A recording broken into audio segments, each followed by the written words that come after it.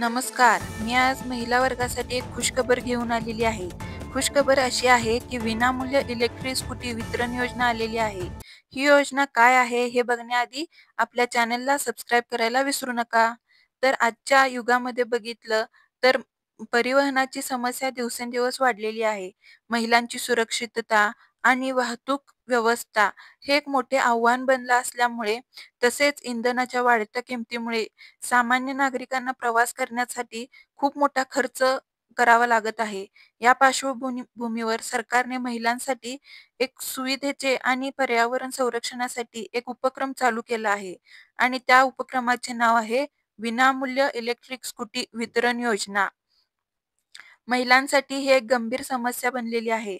कारण त्या नोकरीसाठी, शिक्षणासाठी, घरगुती कामकाजासाठी त्यांना रोज डेली प्रवास करावा लागतो.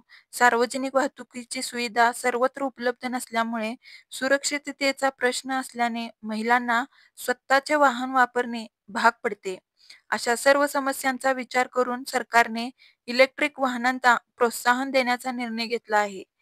त्यामुळे इलेक्ट्रिक स्कूटी हा पर्यावरणपूरक आणि किफायतशीर पर्याय म्हणून समोर आला आहे. केंद्र सरकारने फेम योजना म्हणजेच काय तर faster adoption and manufacturing of hybrid and electric vehicles ही राष्ट्रीय पातळीवर सुरू केली आहे. या कार्यक्रमाचे मुख्य उद्दिष्ट आहे देशात इलेक्ट्रिक आणि हायब्रिड वाहनांचा वापर वाढवणे.